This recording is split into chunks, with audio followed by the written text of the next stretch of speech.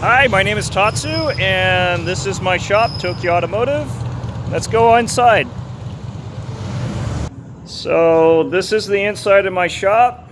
Walking backwards and walking backwards. Um, that's Dad back there. Say hi, Dad. And then we have Albert back here he's doing an oil service. And then we have Dickie over there. We call him Uncle Dickie. Wave hi.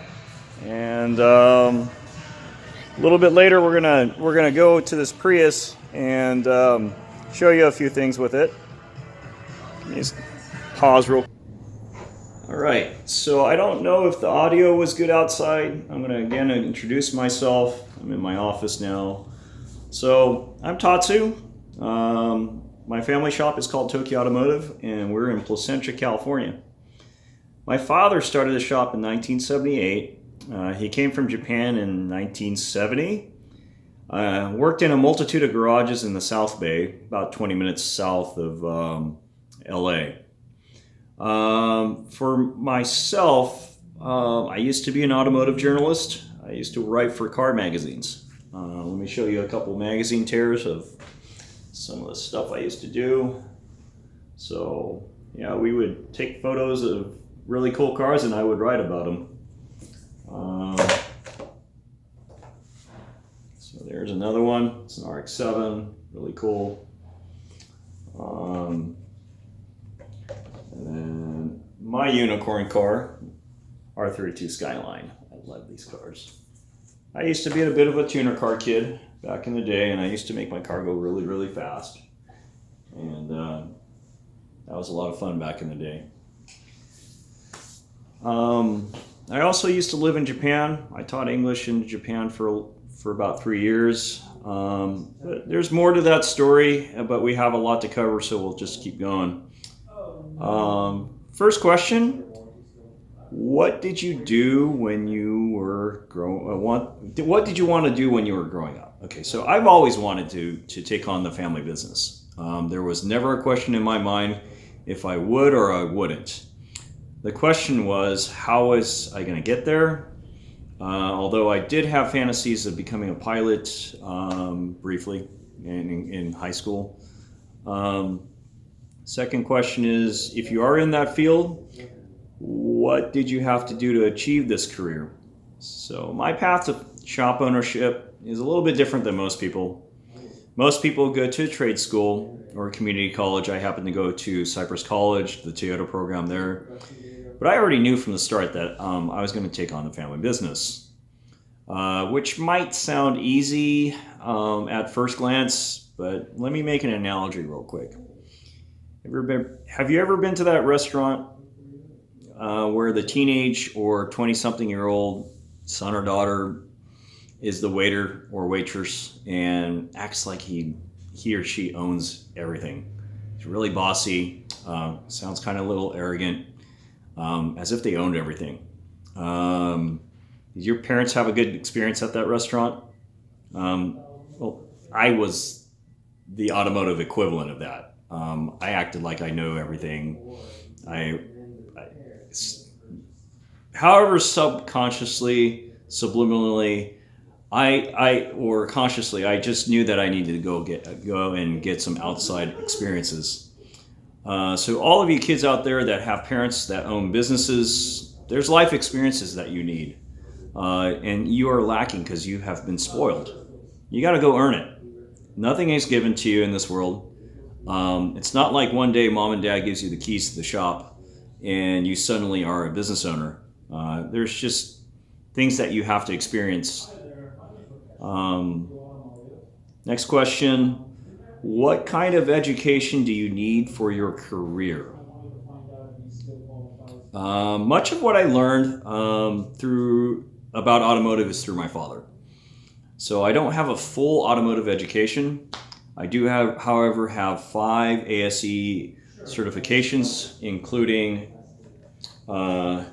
ASEs, engine repair, suspension and steering is one certification, brakes, electrical and electronic systems, and heating and air conditioning So for what knowledge I lacked, I decided that I would take classes at Cypress College. ASC stands for the National Institute of Automotive Service Excellence. They are not a governing board, and testing is not mandatory to work as a technician.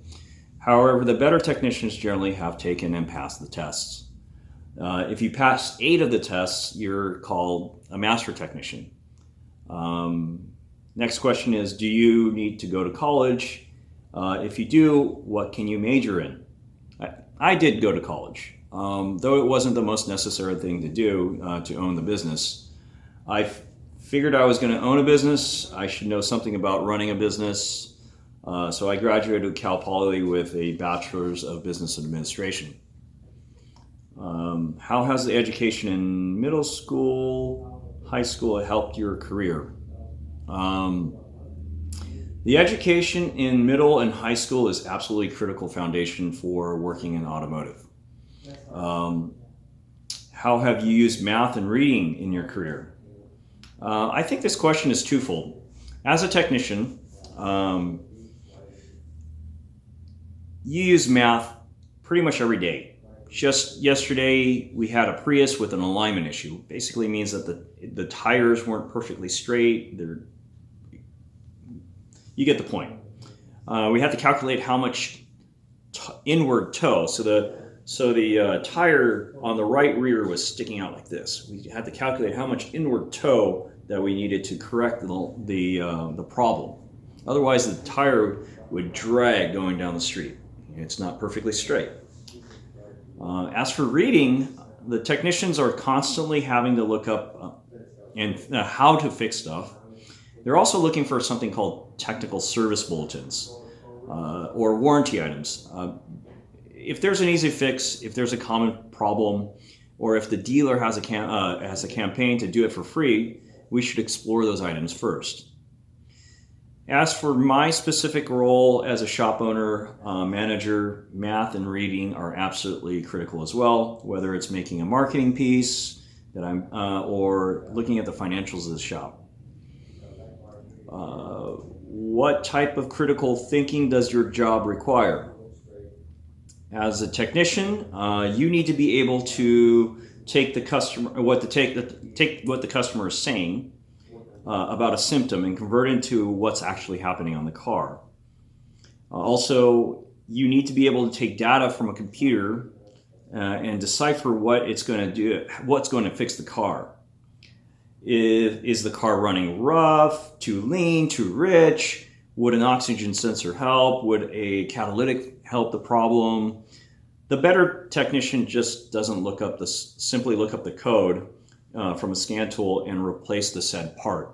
The better technician backs up what they are looking at with also data to back up his findings. It could be a her too, just saying.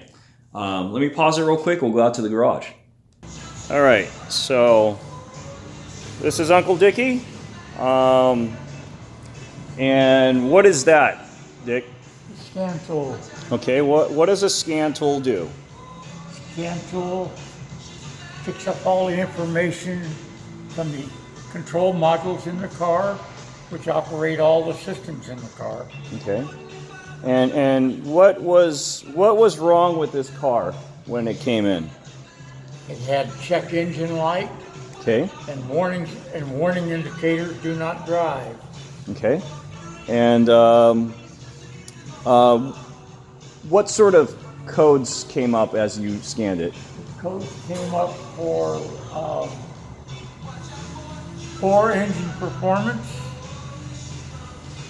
and we did basic checks. Checked the battery with a battery tester. The battery voltage was well below recommendations, and one of the codes was a P0119, and the description, one of the items on the codes was low fuel warning.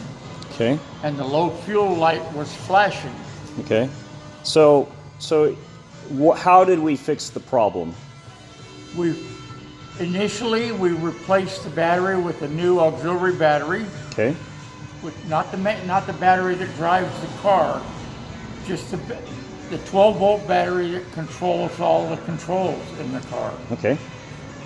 And then we put fuel in the car Okay. and test drove the car, and the codes went away. Okay. Doesn't have it. Engine's got performance now. We test drove for 4 miles. Okay. So if you had just taken the information out of the computer for verbatim and replaced everything that it said that was bad in it, what would it ended up happening? Wouldn't fix the problem. Exactly, right? So you do have to use some critical thinking skills whenever you're working on a car. And we're back. So I didn't realize how much time I'm speaking. So what other related fields in your career? As in automotive, there's many people that support us. We have the wheel and tire shop down the street that does alignments for us. We also have vendors that sell us the part just in time so we don't have to inventory it. We occasionally have to use a body shop. I also have a staff member known as a service writer. Hold on one second. So this is Rakesh. Rakesh, what does a service writer do? So basically my job is to make sure that the customers get all the information that they need based on the recommendations that the technicians provide for their vehicles. So repairs, services, just everything that they need to be made aware of. I make it presentable and give them all their options, and then they can make decisions based off of that. That's a pretty good description. Okay, so what type of education do you need for these careers?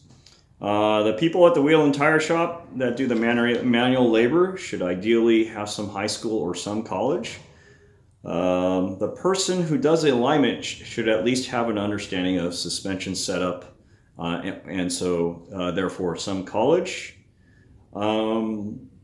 The vendors and salespeople, including the service writer, generally have some college or trade school, but since they're dealing with people, I tend to think the more educated you are, the better you are at sales. They should have a familiarity with the cars and what parts fix what. So I would expect them to take at least some classes in community college or trade school. To be an office manager, you need not know anything about car knowledge, but you need to know a multitude of jobs, including bookkeeping, payroll, so ideally some college. Next question is, how can you grow in your career? That's a tough question for me. I need to make the company better. Yes, I suppose I can quit and get a better paying job, but I'm very passionate about the shop and optimistic about the shop that I own. What responsibilities do you have? My primary is getting customers through the door, marketing. Once a month, I need to do financials on the shop and find out what sort of things I need to change in order to better run the shop. Occasionally, I work on a car, although I do have people for that. Also, I am often the service writer. Right now, with coronavirus, I'm having to do that role more often because Rakesh needs to be at home sometimes. What are your general job tasks? I'm the jack of all trades. Creative content such as video making is one of the things I do. Visibility of the shop, internet marketing via my vendors. Sometimes I take a vehicle to wash. Alignment, take customers home and to work. What's the best and worst part of your job is the next question. Best part of my job is when I get it right. The customer's happy, the car works well, or we had a record-breaking month. Worst part of my job is not having enough people to do the job. I wish I could have a dedicated office manager, but being a family business, that is currently mom. With this whole coronavirus thing, it's put a big damper on my hiring ability. What kind of experience, skills do you need for your job? Obviously, knowledge of cars, but for my job specifically, my life experiences have helped just as much. My experience as an automotive journalist has helped me in terms of building videos. Also, my ability to network has proven to be a huge asset on two fronts. Meeting new friends that are potential customers, but shop owner groups, networking there too. There are classes and groups out there that will teach you how to run a shop better. Those that attend have become my good friends and become my mentors. What kind of training do you need? My training right now is continuous. I send my guys to training quarterly. The vehicle technology is changing so rapidly. They need a refresher. They need to learn new technology. In terms of my personal growth, I'm constantly going to seminars, learning new management techniques and networking with other shop owners. In any field, there's a problem with stagnation, which means that there's that mentality out there. I know what I know and I don't need to know more kind of mentality. There's also that mentality that why should I share my knowledge with the competition? There's a problem with that type of mentality. There is always people that know more than you know about a particular car, for instance. So leveraging friendly competition is a good way to learn more about things. There's the hive mentality. People will learn more if we band together. So, what obstacles have you had to overcome over the years? My biggest obstacle, and it continues to be, is modernizing the pricing. My parents are first generation Issei Japanese. Their English is not sophisticated enough to explain why things cost as much as they do. Yeah, the cheap guy can go out and purchase at a local parts store a $10 cabin filter, but at my shop it costs $40, $50, sometimes upwards of $80. Easy enough job to pop in and out a cabin filter, but you got to keep in mind that I employ ASE certified technicians, use high quality parts, and I also back up the work with a 3-year, 36,000 mile warranty. How have you gone about overcoming these issues? Branding, marketing, appealing to a better customer. It's a lot of work, but the reward is so much better. Thanks for listening. I wish you well in your studies, and hopefully you become a mechanic or, yeah, thanks. Bye.